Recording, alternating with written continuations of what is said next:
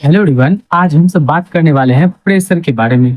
देखिए, प्रेशर जो हम सब फ्लूइड मैकेनिक्स में पढ़ते हैं या फिर गैसेस चीजों में पढ़ते हैं, तो प्रेशर का वैल्यू हमें 11th क्लास के स्टैंडर्ड के अकॉर्डिंग जानना पड़ता है। मतलब क्या है, जैसे कि आप बचपन क्लास में पढ़ते हैं प्रेशर यानी कि P इक्वल टू आप सब पढ़ते हैं क्या, फोर्स बाय एरिया। पर क्या ये फॉर्मूला हमारे लिए सही है?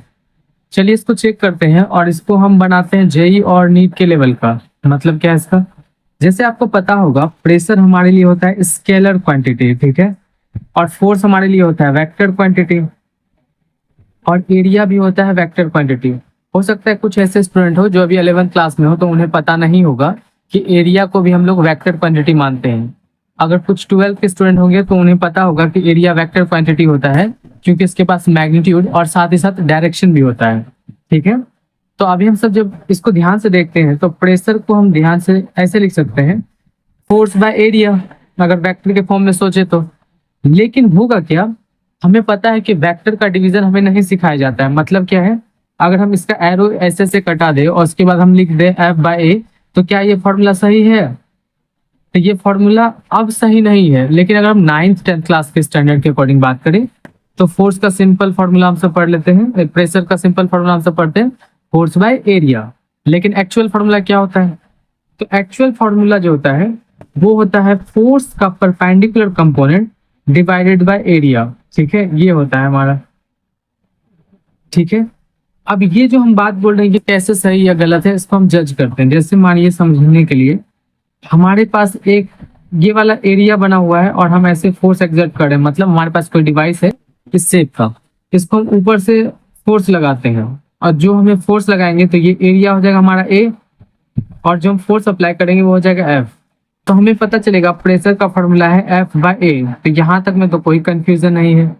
लेकिन अगर हम ये जो एरिया में जो हम फोर्स लगा रहे हैं उसको हम थोड़ा सा टिल्टेड कर देते हैं, ठीक है, ये वर्टिकल के साथ मान लीजिए एंगल हम थीटा बना दें, तो अब प्रेशर कितना होगा सेम फॉर्मूला के अकॉर्डिंग। मतलब फोर्स अगर हम एफ लगाए, ठीक है, तो हम दो चीज करते हैं। पहले क्या करते हैं, इस फोर्स का ना दो कंपोनेंट करते हैं, एक करते हैं वर्टिकली और एक करते हैं हॉरिजॉन्टल। ये अगर थीटा है तो ऑब्वियसली ये थीटा हो जाएगा, क्योंकि ये जो लाइन है इसके पैरेलल हो जाएगा। तो अब देखिए, ये अगर एफ है तो इधर वाला बन जाएगा एफ कॉस थीटा, ठीक है, और ये वाला बन जाएगा एफ साइन थीटा। तो अगर हम यहां से देखते हैं तो हमारे पास प्रेशर का फॉर्मूला आ जाता है क्या, F cos theta by area A. ठीक है, और अगर हम दूसरी तरीके से सोचे, हम ऐसा करें कि एरिया का ही कंपोनेंट ले ले, ये हमारा एरिया का डायरेक्शन है, तो एरिया को ही अगर एफ के अलोंग ले लेते हैं तो इसके अलोंग जब करेंगे तो क्या बन जाएगा हमारे पास, तो फॉर्मूला हमारा बन जाएगा F P equal to F by A cos theta बन जाएगा। अब यहाँ पे थोड़ा सा हम सबको डिस्कस करना पड़ेगा एक चीज। आपको पता होगा कि कॉस थीटा का जो मैक्सिमम वैल्यू है वो हो सकता है कितना, मैक्सिमम वैल्यू हो सकता है +1 और मिनिमम वैल्यू हो सकता है इसका -1। इसका मतलब है कि कॉस थीटा कभी भी जो है ना वो 1 के बराबर होगा या फिर 1 से छोटा होगा। अगर ये 1 से छोटा हो जाएगा और a से मल्टीप्लाई होगा तो ओवरऑल ये क्वांटिटी जो है ना a से भी छोटा हो जाएगा। ठीक है, और जिस दिन ये फुल फॉर्म में रहे यानी कि पूरे मैक्सिमम पावर यानी कि 1 पे रहे, तब जाके ये ओवरऑल क्वांटिटी a बन पाएगा, क्योंकि a इंटू 1 तो a बन जाएगा। और इसके अलावा अगर ये 1 नहीं बनता है, इसके अलावा कुछ भी बनता है, 1/2 बने, 3/2 बने, 3/2 नहीं, मतलब 1 से छोटा कोई भी नंबर बनेगा तो a को भी उसके अकॉर्डिंग छोटा कर देगा। ठीक है, तो प्रेशर जब हम सब निकालेंगे, प्रेशर में ये छोटे नंबर से डिवाइड हो जाएगा और ये ओवरऑल क्वांटिटी जो है यानी कि प्रेशर जो है वो बढ़ जाएगा। उम्मीद है आप समझ पा रहे होंगे। अब इसको समझिए प्रैक्टिकली क्या है। जब हम ऐसे फोर्स लगा रहे थे और प्रेशर क्रिएट कर रहे थे, उसका फॉर्मूला ये आया था। ठीक है, लेकिन अगर हम ऐसा करें कि हम लोग कुछ एंगल बना के फोर्स लगाने लगे, वही हमारे पास एरिया है सेम, तो आपको पता होगा कि हम ऐसे अगर फोर्स लगाते हैं और ऐसे एंगल बना के फोर्स लगाते हैं तो यहाँ पे प्रेशर कम फील होना चाहिए जमीन पे। ठीक है, अब जब ये कम होगा तो प्रैक्टिकली जो हम दो सिचुएशन डेवलप किए, एक ये वाला एक ये वाला, यानी कि जब हम ए का कॉस थीटा लिए हैं यानी कि एरिया का कंपोनेंट निकाल दिए हैं एफ के अलोंग, तब जब हम देखते हैं एफ बाय ए जो था ना, अब ये क्वांटिटी नीचे वाला छोटा हो गया है। तो ओवरऑल ये क्वांटिटी एफ में जब अगर छोटे नंबर से डिवाइड करेंगे तो ये ओवरऑल क्वांटिटी बड़ा हो जाएगा। जैसे 10 में 5 से डिवाइड करें तो 2 आता है, लेकिन 10 में 2 से डिवाइड करें तो 5 आता है। मतलब अगर हम छोटे नंबर से डिवाइड करते हैं सेम चीज में, ठीक है, इसके कंपैरिजन में, क्योंकि यहाँ पे भी एफ है, यहाँ पे भी एफ है, यहाँ ए से डिवाइड किए तो एफ बाई ए हुआ, लेकिन यहाँ पे ए कॉस थीटा से किए तो ये क्वांटिटी बड़ा हो गया। लेकिन हम लोग जानते हैं क्या, जब हम फोर्स ऐसे एक्सर्ट करेंगे तो उसके कंपैरिजन में और ऐसे जब फोर्स एक्सर्ट करेंगे तो यहाँ पे प्रेशर का वैल्यू हमारा कम होना चाहिए, जो कि इस फॉर्मूले से नहीं हो पा रहा है कम, इसलिए ये रॉन्ग है। अगर आप इसको देखते हैं कि जब हम ऐसे करेंगे तो एफ जो है कॉस थीटा के साथ मिलने के बाद अब ये पूरा अपना वैल्यू नहीं दे पाएगा मैक्सिमम। ये क्या होगा, एफ में कुछ कमी हो चुका है, एफ कॉस थीटा बन चुका है और एरिया तो जो था वो एज इट इज रह गया। तो हमारे पास जो फॉर्मूला आ रहा है इसके वजह से प्रेशर कम होगा। जो कि हम सिचुएशन देख रहे हैं, हमें सिचुएशन में भी पता चल रहा है कि प्रेशर अगर हम कुछ एंगल बना के फोर्स एक्सर्ट करते हैं सरफेस पे तो कम होना चाहिए, इसलिए ये वाला सुटेबल है। तब जाके अगर हम ध्यान से देखें, ये एफ कॉस थीटा ना असल में फोर्स का वो कंपोनेंट है जो सरफेस के परपेंडिकुलर है, इसलिए जाके हमारा ये फॉर्मूला बनता है प्रेशर का, एफ परपेंडिकुलर बाय ए। ठीक है, ए हम कौन सा लेते हैं, ए का पूरा मैग्नीट्यूड लेते हैं, समझ आए बात। तो हमारा रियल फॉर्मूला ये बन जाता है प्रेशर का। ठीक है, तो उम्मीद है आप समझ पाए होंगे। अगर मैं 4 ऑप्शन देके कंफ्यूज करना चाहूँ, जैसे कि प्रेशर का फॉर्मूला क्या होगा, पहला फॉर्मूला लिख रहा हूँ एफ बाय ए, यानी कि दोनों का मैग्नीट्यूड, चलो मैग्नीट्यूड को ऐसे लिख देते हैं। दूसरा तरीका क्या होता है, एफ परपेंडिकुलर, एफ का मैग्नीट्यूड बाय ए, यानी कि ए का सिर्फ मैग्नीट्यूड ले रहे हैं, चलिए पूरा डायरेक्शन के साथ ले लेते हैं। तीसरा ऑप्शन दे रहे हैं क्या कि एफ ले लेते हैं पूरा और एरिया का कंपोनेंट ले लेते हैं। चौथा ऑप्शन दे देते हैं क्या,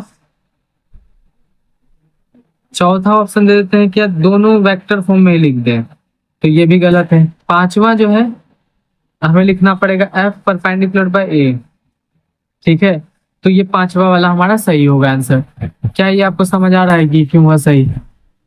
ये ऐसा इसलिए सही हो पाया क्योंकि फोर्स का परपेंडिकुलर कंपोनेंट लेते हैं जो कि एरिया के परपेंडिकुलर है। ठीक है, अगर मैं आपको इसका एक अच्छा एग्जांपल दूं तो आप ऐसे समझिए, मान लीजिए कोई रूम है, उस रूम के अंदर फ्लूइड या फिर गैस भरे हुए हैं और उसकी वजह से क्या हो रहा है ना, यहाँ पे प्रेशर जो है हर दीवार पे लग रहा है। अगर मैं पूछूंगा कि आप बताइए जो प्रेशर अगर गिवन होगा, मान लीजिए कोई भी वैल्यू दिया हो प्रेशर का और हमें पता हो कि एरिया गिवन हो इस वॉल का और मल्टीप्लाई करेंगे तो फोर्स मिलेगा, तो हम सब जानते नहीं। अब अगर हम प्रेशर को एरिया से मल्टीप्लाई करते हैं तो फोर्स नहीं मिलता है हमें, हमें मिलता है फोर्स का वो कंपोनेंट जो गिवन एरिया के परपेंडिकुलर होगा। समझ आए बात? ये जो मैंने आपको मैथमेटिकल समझा उसको प्रैक्टिकली फील कीजिए। जैसे इस रूम के अंदर बहुत ज्यादा गैसेस पार्टिकल आ जाएंगे, तो अगर हम इस वॉल की बात करें या जिस भी वॉल की बात करेंगे, इस पे कितना लग रहा होगा फोर्स या प्रेशर लग रहा होगा, तो हम सब जानते हैं कि वो परपेंडिकुलर टू द सरफेस लगता होगा फोर्स। ऐसे हम सब करके दिखाते हैं ना हर डायग्राम में।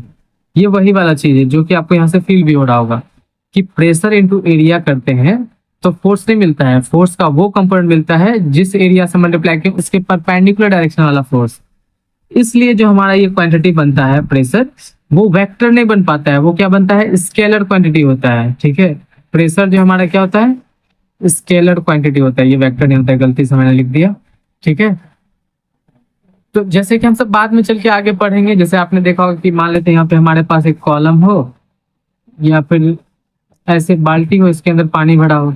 अब मैं आपको प्रूफ नहीं कर रहा हूँ, मान के चलो आपको पता होगा प्रेशर जो होता है लिक्विड के अकॉर्डिंग वो होता है रो जी एच।